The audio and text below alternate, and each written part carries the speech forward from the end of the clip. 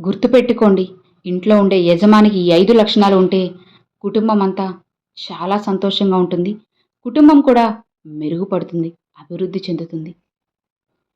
మీరు వీలైనంత తొందరగా అనవసరమైన విషయాలకి ఎప్పుడూ కూడా, అలానే అనవసరమైన వ్యక్తుల యొక్క ఆదేశాలకు వద్దు అని చెప్పడం ఖచ్చితంగా నేర్చుకోండి. ఏదైనా విషయం అసలు మీకు నచ్చలేదు అంటే మీరు దాన్ని అంగీకరించకండి. ఇక వారితో స్వయంగా చెప్పండి, ఇది నాకు అంగీకారం కాదు అని. ఎవరైనా సరే, ఎవరితో అయినా సరే, ఇక అప్పుడే మీ మనసు హాయిగా ప్రశాంతంగా ఉంటుంది అని తెలుసుకోండి. జీవితంలో నటించే వాళ్ళకి దూరంగా ఉండడం నేర్చుకోవాలి. మన ముందు ఒకలా, మన వెనక ఇంకోలా ఉండే వ్యక్తులకు వీలైనంత దూరంగా ఉండండి. ఎవరైతే మీ వ్యక్తిగతమైన విషయాలు పూర్తిగా మీ అంగీకారంతో ఏమాత్రం సంబంధం లేకుండా చాటుగా కానీ లేదా ఏ విధంగా అయినా సరే ప్రచారం చేస్తూ ఉంటారో వారిని వీలైనంత వరకు దూరం పెట్టండి. ఇలాంటి వారి వల్ల జీవితంలో ఖచ్చితంగా ఎంతో మానసిక క్షోభను అనుభవించాల్సి వస్తుంది. ఇక మీ గురించి, అలానే మీ కుటుంబం గురించి ఎక్కువగా మీరు ఆలోచించండి. జీవితంలో ఎక్కువ శాతం ఒంటరిగా ఉండడానికి మీరు ప్రయత్నించండి. ఇక ఆ ఒంటరితనాన్ని ఆస్వాదించండి. జీవితాంతం ఒంటరిగా ఉండమని నేను చెప్పడం లేదు. మీరు ఒంటరితనంలో ఏదైతే నేర్చుకుంటారో ఇక అది స్వయంగా మీ జీవితంలోకి ఎలాంటి వ్యక్తులను ఆహ్వానించాలో పూర్తిగా మీకు అర్థమయ్యేలా చేస్తుంది. మీతో మీరు ఒంటరిగా మాట్లాడుకోవడానికి ప్రయత్నించండి. అప్పుడు మీ తప్పులేంటో మీకే తెలుస్తాయి. ఇక వాటిని సవరించుకోండి. అంతేకాని తప్పు జరిగిపోయింది కదా అని దాన్నే తలుచుకుంటూ క్షోభ చెందొద్దు. ఇక దానివల్ల మనసుని పాడు చేసుకోవద్దు. కథ మారాలంటే, కళ అనేది ఖచ్చితంగా నెరవేరాలి అంటే మనసులో ఉండాల్సింది నిన్నటి బాధ కాదు, రేపటిపై ఆలోచన. ఇక దానిపై నమ్మకం ఉండాలి. కాస్త నమ్మకంతో ఉండండి. ఇంకా జాగ్రత్తగా కూడా. ఇంట్లో ఉన్న యజమానికి ఈ 5 లక్షణాలు ఉంటే ఇల్లు బాగుపడుతుంది, సంతోషంగా ఉంటుంది. ఎప్పుడు కూడా కుటుంబ శ్రేయస్సు అనేది ఇంటి పెద్దపైనే కదా ఆధారపడి ఉంటుంది. ఎలా అయితే ఒక సైన్యానికి సైన్యాధిపతిలాగా, ఒక రాజ్యానికి రాజులాగా, ఇక ఒక సైన్యంలో సైన్యాధిపతే దారి తప్పితే అది ఆ సైన్యం మొత్తాన్ని సర్వనాశనం చేస్తుంది. రాజ్యంలో రాజే సరిగ్గా లేకపోతే తన రాజ్యంలోని ప్రతి ఒక్కరూ కూడా సమస్యల్లో పడినట్లే కదా. తన పట్టపు రాణితో వారి రాజ్యం మొత్తాన్ని కూడా వేరొకరు ఆక్రమించేస్తారు. అవును కదా. ఇక వ్యక్తిగత జీవితాల్లో కూడా ఇదే జరుగుతుంది. తన కుటుంబ పెద్దే సరిగ్గా లేకపోతే తన యొక్క కుటుంబం అంతా కూడా ఎన్నో సమస్యలను ఎదుర్కోవాల్సి ఉంటుంది. ముఖ్యంగా తన భార్య తన పిల్లలకి గద్దించి చెప్పేవాళ్ళు లేక వారు చెడుదారిలో వెళ్తారు. ఇక తన భర్తని అలానే తన పిల్లల్ని ఇద్దరిని బాగు చేయలేక, ఎవరికి ఏం చెప్పలేక పూర్తి నిస్సహాయతతో కృంగిపోయి పిచ్చిదైపోతుంది. ఇక ఇలాంటి పరిస్థితుల్లో కూడా పిల్లల్ని, తన కుటుంబాన్ని హద్దుల్లో పెట్టి తమ జీవితాన్ని బాగు చేసుకోగలిగే స్త్రీయోధులు ఎందరో ఉన్నారు. కానీ ఈ సమాజంలో ఏమీ తోచక యజమాని వల్ల చెడిపోయే కుటుంబాలే ఎక్కువగా ఉన్నాయి. ఇంటి యజమాని తెలివైన వాడైతే అన్ని పరిస్థితులను ధైర్యంగా నిర్వహించగలడు. కుటుంబ పెద్దకు ఖచ్చితంగా కొన్ని లక్షణాలు ఉండాలి.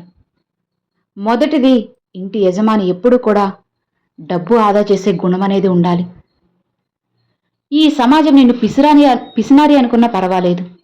ఎందుకంటే అప్పుడు కుటుంబం తన అవసరాల కోసం ఎవ్వరి ఇంటికి వెళ్ళి చెయ్యి చాచాల్సిన అవసరం అనేది ఉండదు. అందుకే ఖచ్చితంగా ఇంటి పెద్ద ఖర్చులను ఆచితూచి ఖర్చు చేస్తూ ఉండాలి. ఎవరికి ఎలాంటి అవసరం వచ్చినా సరే అది ఎంతవరకు డబ్బు ఖర్చు చేస్తుందో లెక్కలు వేసుకోవాలి. ఇష్టం వచ్చినట్లు అనవసరంగా ఎవ్వరికీ డబ్బు ఇవ్వకూడదు. ఇక రెండవది, ఇంటి యజమాని ఏ నిర్ణయం తీసుకున్నా సరే దానికి ఇంట్లో వాళ్ళందరూ కూడా మద్దతునివ్వాలి. తను నిత్యం ఇలానే ప్రవర్తించాలి. ఇంట్లో క్రమమైన వాతావరణం అనేది నిర్వహించడానికి కుటుంబ పెద్ద తన నిర్ణయాలకు కట్టుబడి ఉండేలా అందరిని ఇంట్లో వాళ్ళని క్రమశిక్షణలో పెట్టాలి. ఇక ఇంట్లో వాళ్ళందరూ మంచిగా బాగుపడతారు. ఇంట్లో ఉన్న పెద్ద నిర్ణయం తీసుకుంటే ఒక షరతు పెట్టి ఇక దాన్ని తానే పాటించుకుంటే మరి కుటుంబ సభ్యులు ఎలా పాటిస్తారు చెప్పు? ఇక మీ భవిష్యత్తు నిర్ణయాలను కూడా వాళ్ళు పట్టించుకోరు, అస్సలు లెక్క చేయరు, చులకనగా చూస్తారు. ఇక మూడవది, ఇంటి యజమాని ఎప్పుడూ కూడా రుజువు లేకుండా దేన్ని నమ్మకూడదు, ఎవరిని నిందించకూడదు. ఏ కారణం చేతనైనా సరే ఇంట్లో గొడవలు జరిగితే అందరి మాటలు వినాలి, అన్ని కోణాల్లో ఆలోచించాలి, అప్పుడు నిర్ణయం తీసుకోవాలి. అది కూడా సమస్యను పరిష్కరించడానికి ఆగి ఆలోచించి నిర్ణయం తీసుకోవాలి. లేకపోతే ఆ కుటుంబమే నాశనం అయిపోతుంది. కుటుంబంలో ఎప్పుడూ కూడా సమస్యలే వస్తాయి.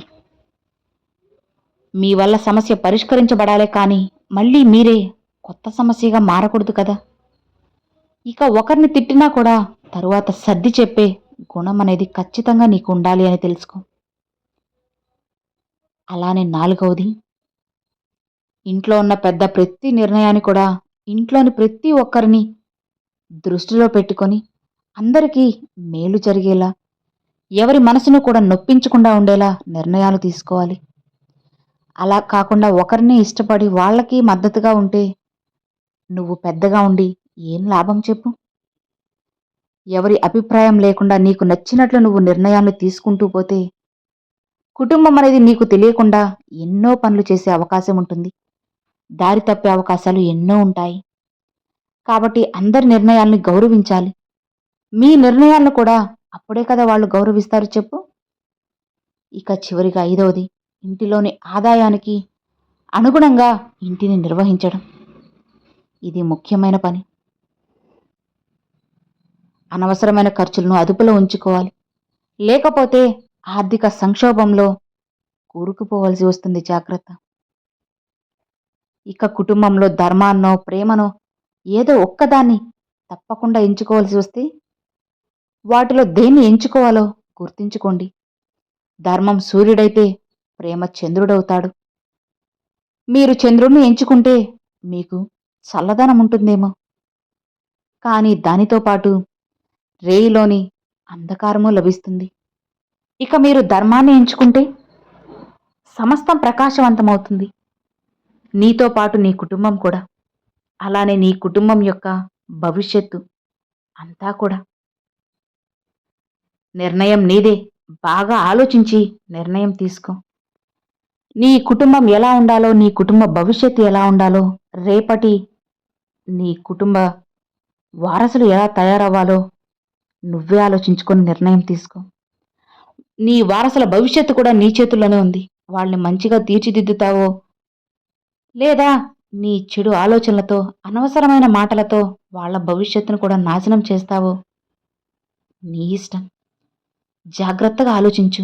ఇంతమంది బాధ్యతలు, ఇంతమంది జీవితాలు అన్నీ కూడా స్వయంగా నీ చేతులను ఉన్నాయని తెలుసుకో. జీవితం ఆట బొమ్మ కాదు కదా, జాగ్రత్తగా ఆడి గెలవాలి.